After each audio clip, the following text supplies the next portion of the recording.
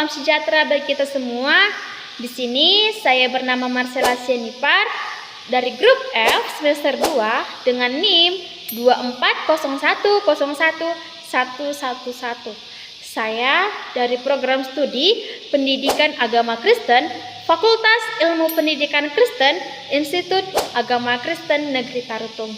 Nah, di sini saya akan mempresentasikan materi mengenai prinsip-prinsip umum dalam menafsir dengan mata kuliah Hermeneutika Perjanjian Baru dengan Bapak dosen pengampu Pak Dr. Bagindal Sitompul MPDK. Nah, sebelum kita masuk ke dalam prinsip-prinsip umum dalam menafsir, kita harus tahu dulu apa itu hermeneutik. Hermeneutik itu adalah ilmu tafsir untuk mencari tahu pikiran Allah melalui penulis. Nah, Roh Kuduslah yang memberikan kepada kita pengertian bagi yang menafsir. Di sini bisa dikatakan bahwa hermeneutik itu adalah yang menjembatani masa lampau ke masa sekarang. Tujuannya untuk apa? Untuk memahami makna asli teks dan maksud Tuhan melalui penulis, serta bagaimana cara kita mengaplikasikannya dalam kehidupan saat ini, dan juga menghasilkan tafsiran yang sesuai dengan konteks Alkitab. Karena kalau salah menafsir, akan salah juga dalam menyampaikan firman Tuhan.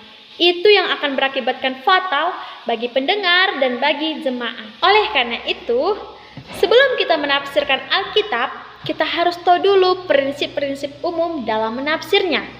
Prinsip yang pertama yaitu harus memperhatikan konteksnya. Konteks di sini terbagi menjadi 4, yaitu konteks dekat, konteks jauh, konteks budaya, dan konteks historis. Sebelum kita masuk ke 4 konteks ini, kita harus tahu dulu apa sih itu konteks.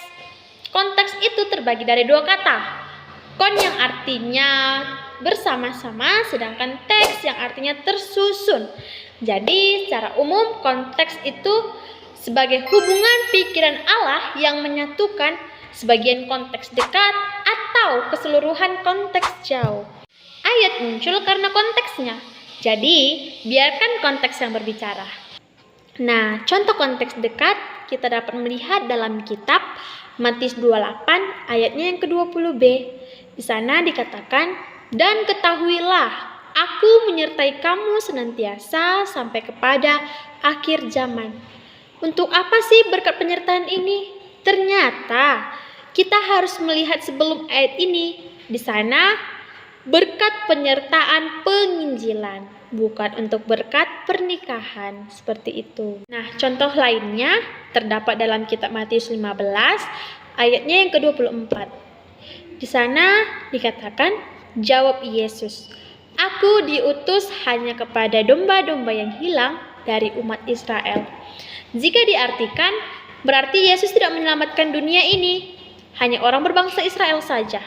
Tetapi jika kita melihat dalam ayatnya yang ke-21 sampai ke-28, jika dibaca keseluruhannya, di sana ada orang Kanaan yang bukan orang Israel diselamatkan. Nah, sekarang kita masuk ke contoh konteks jauh. Berbeda dengan konteks dekat. Kalau konteks jauh artinya beberapa perikop dengan perikop, pasal dengan pasal, kitab PL dengan kitab PB, atau sebelum dan sesudah secara keseluruhan. Sedangkan tadi konteks dekat hanya memperhatikan ayat sebelum dan sesudahnya. Contoh dalam konteks jauh terdapat dalam kitab Yohanes 12. Di sana menceritakan Yesus diurapi Maria dengan minyak narwastu. Ini mempunyai hubungan dengan Yohanes 11 ketika Yesus membangkitkan Lazarus, saudara Maria. Jadi, pemberian minyak oleh Maria tadi itu sebagai bentuk ucapan syukur karena dibangkitkannya Lazarus. Seperti itu. Contoh lain dalam konteks jauh terdapat dalam kitab Yohanes 6 ayatnya 25 sampai ke 59. Di sana menceritakan tentang roti hidup. Mempunyai hubungan dengan kitab Yohanes 6 ayat 1 sampai 15 yang dimana di sana Yesus memberi makan 5.000 orang.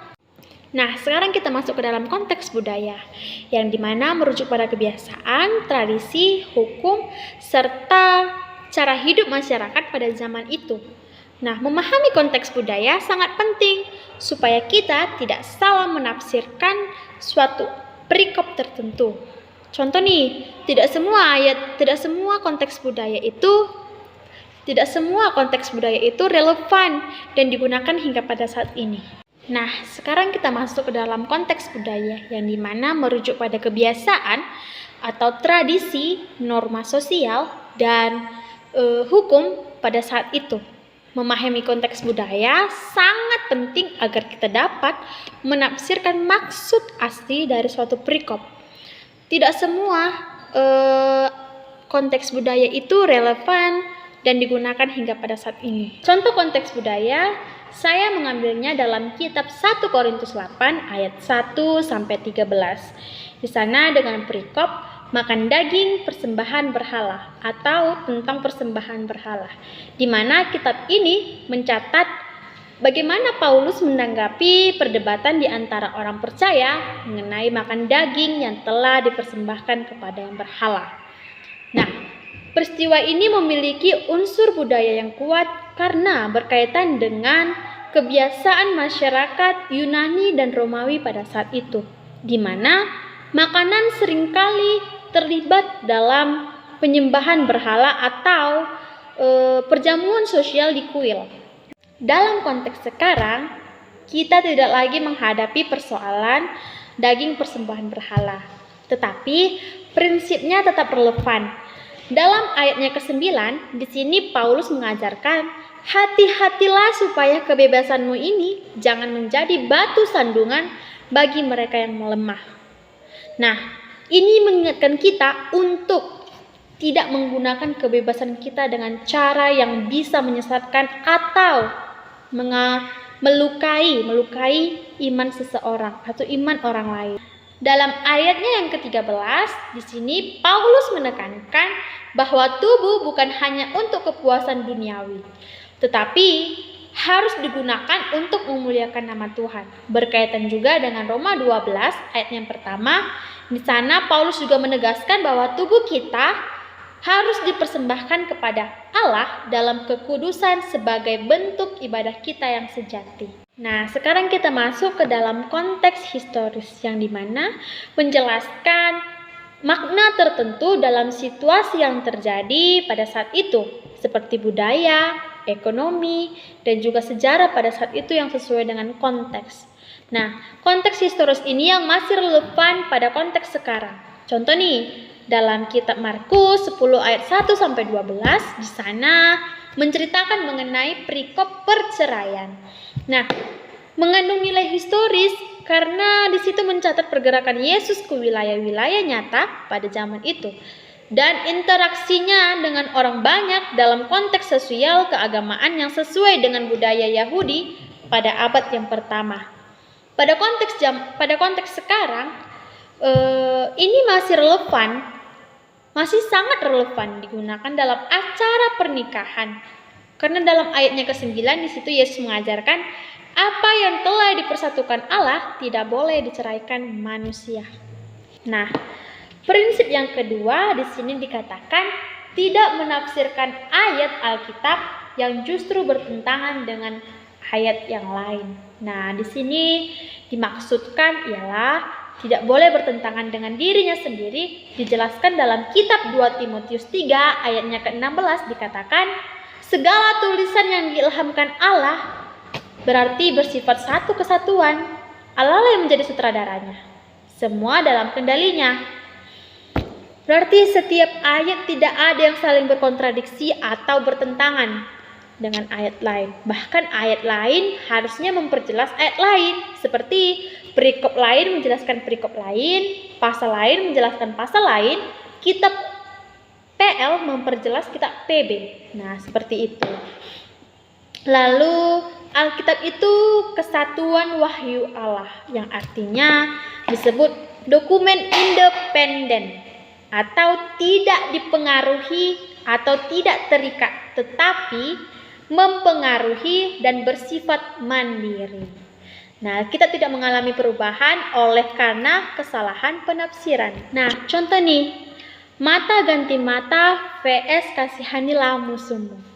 Luar biasa ya. Kita melihat dalam Keluaran 21 ayatnya yang ke-24. Di sini dikatakan, mata ganti mata, gigi ganti gigi, tangan ganti tangan, dan kaki ganti kaki. Sedangkan ini dalam kitab PL ya, sedangkan dalam kitab PB dikatakan di sini, kasihanilah musuhmu. Kita dapat melihat dalam Matius 5 ayatnya ke-38 sampai yang ke-39. Kamu telah mendengar firman, mata ganti mata dan gigi ganti gigi. Tetapi aku berkata kepadamu, janganlah kamu melawan orang yang berbuat jahat kepadamu, melainkan siapapun yang menampar pipi kananmu, berilah juga kepadanya pipi kirimu. Wow, sungguh luar biasa ya. Tetapi kalau kita lihat di sini pertentangannya, hukum perjanjian lama itu yang menekankan keadilan retributif atau hukuman setimpal. Tetapi Yesus dalam perjanjian baru mengajarkan kasih dan pengampunan sebagai prinsip utama dalam hubungan antar manusia. Nah, contoh lain. Ada contoh lain nih, makanan haram vs semua makanan dihalalkan. Terdapat dalam kitab PL Imamat 11 ayatnya 7 sampai 8. Di sini dikatakan, demikian juga babi hutan karena memang berkuku belah, yaitu kukunya bersela panjang, tetapi tidak memamah biak. Haram itu bagimu. Daging binatang-binatang itu janganlah kamu makan dan bangkainya janganlah kamu sentuh. Haram semuanya itu bagimu. Nah, dalam kitab PL diperjelas lagi nih, dalam Markus 7 ayat 18 sampai yang ke-19. Maka jawabnya, apakah kamu juga tidak dapat memahaminya? Tidak tahukah kamu bahwa segala sesuatu yang dari luar yang masuk ke dalam seseorang tidak dapat menajiskannya? Karena bukan masuk ke dalam hati tetapi ke dalam perutnya, lalu dibuang ke jamban. Dengan demikian, ia menyatakan semua makanan halal. Nah, keterangan dari dua kitab ini, yaitu dalam Imamat menetapkan berbagai hukuman makanan bagi bangsa Israel untuk menjaga kekudusan mereka sebagai umat pilihan. Namun, dalam kitab Markus, Yesus menyatakan bahwa makanan tidak lagi menajiskan seseorang karena yang terpenting adalah kondisi hati manusia. Seperti itu. Nah, sekarang kita masuk ke prinsip yang ketiga, yaitu mampu membedakan mana deskriptif dan mana didaktif. Nah, apa yang dimaksudkan deskriptif dan didaktif? Deskriptif itu adalah teks yang menggambarkan suatu peristiwa, sedangkan didaktif yaitu teks yang berisi larangan atau perintah yang harus ditaati. Nah, salah memahami perbedaan ini dapat menyebabkan kesalahan dalam aplikasi firman Tuhan. Ada catatan nih yang harus kita ingat. Bukan berarti yang teks deskriptif itu tidak ada artinya bagi kita saat ini, tetapi kita bisa mengambil pelajaran dari situasi atau keadaan tersebut. Nah, contoh yang saya ambil itu terdapat dalam kitab Markus 5 ayat 1 sampai 13. Saya menyimpulkan saja bahwa di sini Yesus mengusir roh jahat dari orang Gerasa ke babi-babi yang kira-kira 2000 jumlahnya. Roh jahat itu bernama Legion yang artinya banyak, menggambarkan kuasa Yesus atas roh jahat dan termasuk ke dalam mujizat pengusiran roh jahat. Dan bukan hanya itu saja, tetapi otoritas yang dimiliki Yesus lebih besar. Nah, ini termasuk ke dalam teks deskriptif karena menggambarkan suatu peristiwa. Contoh lain nih, terdapat dalam Kisah Para Rasul 19 ayat 11 sampai 12. Saya menyimpulkan ini adalah peristiwa di mana Rasul Paulus datang ke Efesus melakukan mujizat sehingga sapu tangan Rasul Paulus pun dipakai orang-orang untuk menyembuhkan orang sakit dan mengusir roh jahat pada saat itu. Dan di zaman sekarang sapu tangan Paulus ini bukan metode khusus untuk kita pakai menyembuhkan orang. Seperti itu ya. Nah, sekarang kita masuk ke teks didaktif yang dimana bersifat larangan atau perintah yang harus ditaati dan diikuti oleh pembacanya. Biasanya teks didaktif ini terdapat dalam kitab hikmat, hukum, atau surat rasuli dalam Alkitab. Nah, contohnya seperti apa? Kita dapat melihat dalam 1 Korintus 16 ayat 14. Di sana dikatakan, lakukanlah segala sesuatu dalam kasih. Berarti semua tindakan harus didasarkan pada kasih, bukan egoisme.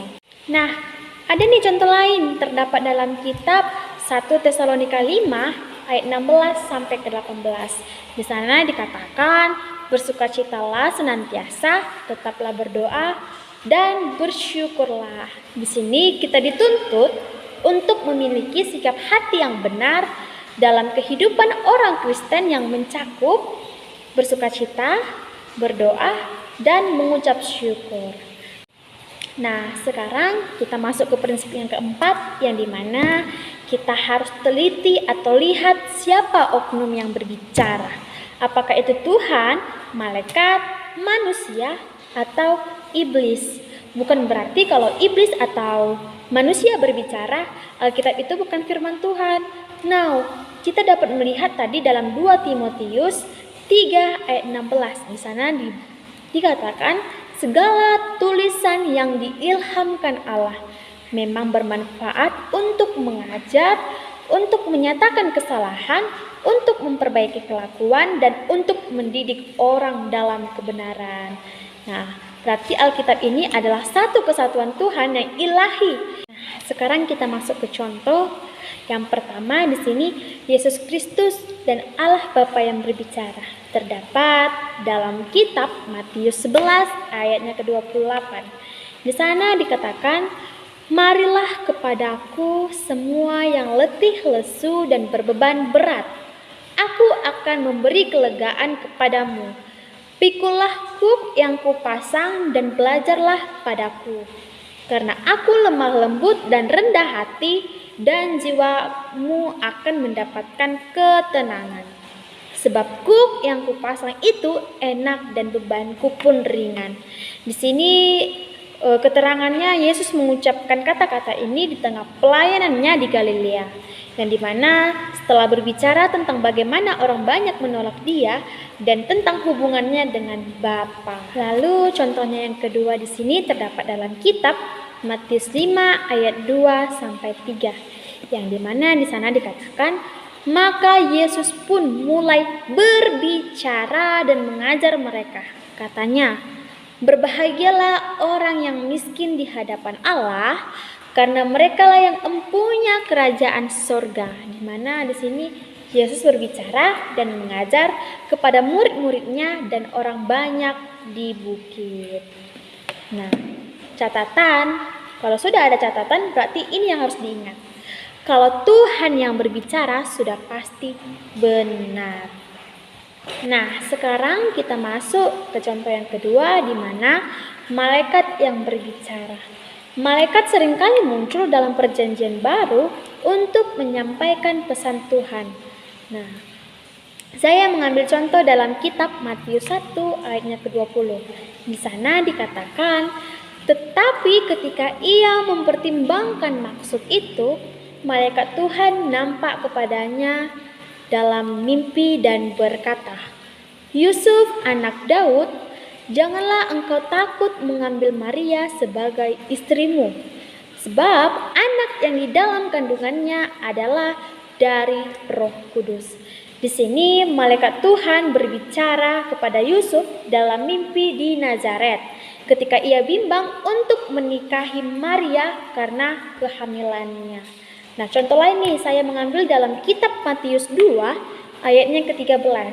Di sana dikatakan, setelah orang-orang Majus itu berangkat, nampaklah malaikat Tuhan kepada Yusuf dalam mimpi dan berkata, bangunlah, ambillah anak itu serta ibunya, larilah ke Mesir dan tinggallah di sana sampai aku berfirman kepadamu.